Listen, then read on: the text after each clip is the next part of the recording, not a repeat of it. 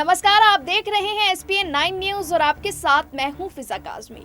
पश्चिम बंगाल और असम विधानसभा चुनाव के पहले चरण का चुनाव प्रचार थम गया है। बंगाल के पहले दौर की 30 सीटों पर 27 तारीख को वोट डाले जाएंगे। ऐसे में बंगाल की चुनावी जंग फतह करने के लिए बीजेपी और टीएमसी ने पूरी ताकत झोंक दी है, लेकिन कांग्रेस का चुनाव प्रचार रफ्तार नहीं पकड़ सका। कांग्रेस अध्यक्ष सोनिया गांधी से लेकर पूर्व अध्यक्ष राहुल गांधी और प्रियंका गांधी वाड्रा समेत पार्टी के बड़े नेता बंगाल चुनाव प्रचार से दूरी बनाए रखे हैं। ऐसे में सवाल उठता है कि आखिर क्या वजह है कि गांधी परिवार चुनाव प्रचार के लिए मैदान में नहीं उतरा। बंगाल के पहले चरण में 5 जिलों बांकुड़ा, पुरुलिया, झारग्राम, पश्चिमी और पूर्वी मिदनापुर जिले की 30 सीटों पर शनिवार यानी कि 27 मार्च को वोटिंग होनी है। जंगल महल के नाम से मशहूर इन इलाकों में आदिवासी समुदाय का वोट बैंक है। बंगाल में कांग्रेस लेफ्ट पार्टियों के साथ मिलकर चुनाव में किस्मत आजमा रही है। पहले चरण की जिन 30 विधानसभा सीटों पर चुनाव हो रहे हैं, उनमें से 2 सीटों पर कांग्रेस ने कब्जा जमाया था। कांग्रेस ने इस बार पहले चरण की 6 सीटों पर अपने उम्मीदवार उतार रखे हैं। कांग्रेस ने पश्चिम बंगाल के लिए जिन 30 स्टार प्रचारकों की सूची जारी की है, उसमें सोनिया गांधी के साथ राहुल गांधी और प्रियंका गांधी का भी नाम शामिल है। इसके बावजूद सोनिया गांधी और पूर्व अध्यक्ष राहुल गांधी, साथ ही प्रियंका गांधी वाड्रा ने बंगाल में अब तक कोई भी रैली नहीं की है, जबकि असम में राहुल और प्रियंका लगातार प्रचार करते हुए नजर आ रहे हैं। प्रियंका ने असम के 3 दौरे किए, जबकि राहुल गांधी ने भी 3 दौरे किए हैं, लेकिन बंगाल में दोनों ही नेताओं ने अब तक एक भी रैली को संबोधित नहीं किया है।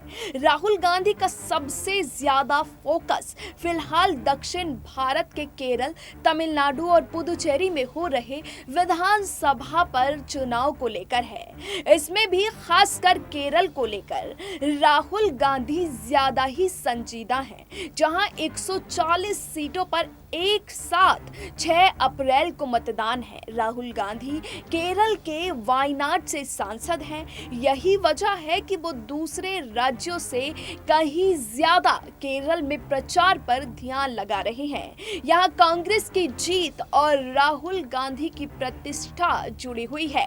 वहीं प्रियंका गांधी का पूरा फोकस असम में हो रहे विधानसभा चुनाव को लेकर है, जहां उन्होंने अपने करीबी नेताओं को चुनावी अभियान में लगा रखा है। छत्तीसगढ़ के सीएम भूपेंद्र सिंह बघेल समेत तमाम बड़े नेताओं को असम मिशन पर प्रियंका ने ही लगाया है। इतना ही नहीं, प्रियंका गांधी खुद भी असम के पहले चरण इलाके में 3 दौरे में करीब 10 रैलियों को संबोधित कर चुकी हैं और कई रोड शो भी किए हैं। इस दौरान उन्होंने चाय बागानों के मजदूरों की दिहाड़ी और सीएए कानून को लागू नहीं करने समेत 5 गारंटी असम के लोगों को दी है। बंगाल इकाई से जुड़े नेताओं के मुताबिक दूसरे चरण के लिए भी सोनिया गांधी, राहुल गांधी या फिर प्रियंका गांधी का दौरा तय नहीं हुआ है। पश्चिम बंगाल को लेकर कांग्रेस शुरू से ही असमंजस की स्थिति में नजर आ रही है। यही कारण है कि शीर्ष नेतृत्व राज्य के नेताओं पर चुनाव की जिम्मेदारी छोड़ रखा है।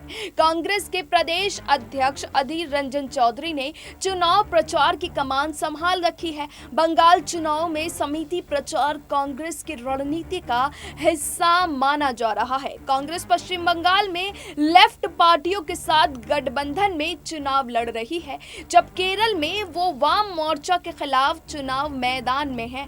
माना जा रहा है कि ऐसे में पश्चिम बंगाल में लेफ्ट के साथ प्रचार करने से केरल में लड़ाई कमजोर पड़ सकती है। इसीलिए पार्टी केरल में मतदान तक बंगाल में प्रचार से परहेज बरत रही है। इसीलिए राहुल गांधी अभी तक चुनाव प्रचार में भी नहीं उतरे हैं। हालांकि इसके साथ ही कांग्रेस के सामने एक और बड़ी चुनौती है।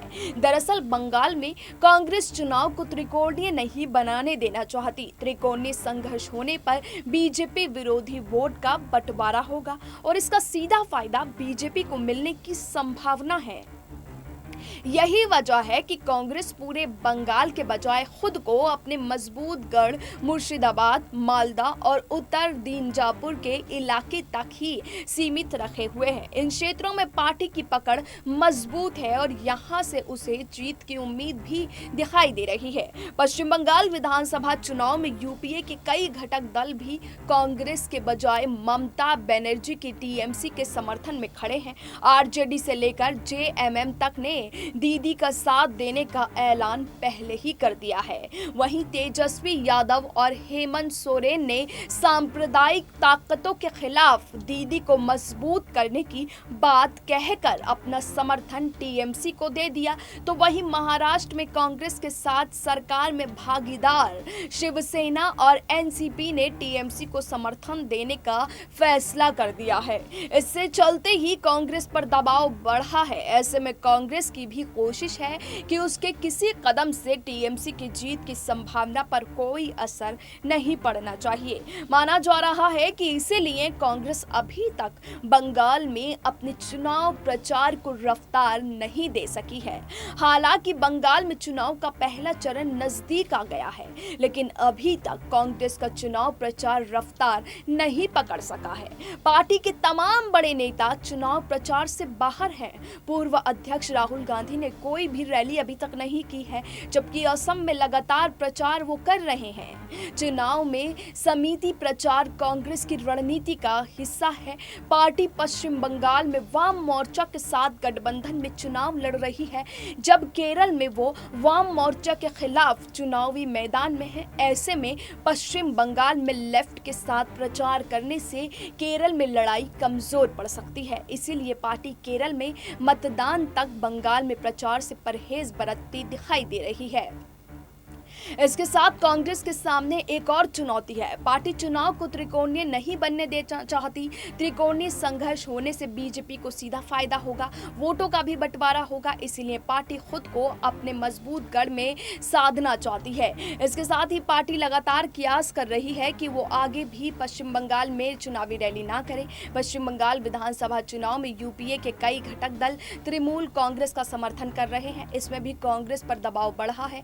ऐसे में कांग्रेस की कोशिश है कि उसके किसी भी कदम से तृणमूल कांग्रेस की जीत की संभावना पर कोई भी फर्क नहीं पड़ना चाहिए। इसलिए तृणमूल की मजबूत सीट पर कांग्रेस वाम मोर्चा का रुख नरम रहा है। हालांकि कांग्रेस अध्यक्ष सोनिया गांधी का ममता प्रेम भी कई बार जागता रहा है। वहीं एग्जिट पोल की बात करें तो सर्वे के मुताबिक ममता दीदी की पार्टी टीएमसी और केंद्रीय सत्ता में बैठी बीजेपी के बीच कांटे की टक्कर होने वाली है।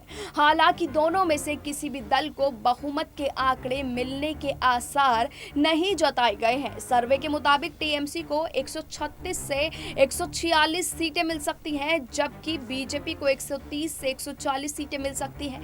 दिलचस्प बात यह है कि 294 सीटों वाले बंगाल में सरकार बनने के लिए किसी भी दल को कम से कम 148 सीटों की जरूरत होगी। सर्वे में जो आंकड़े दिखाए जा रहे हैं उसके आधार पर यह कहा जाता है कि दोनों दलों के बीच कांटे की टक्कर देखने को मिल सकती है।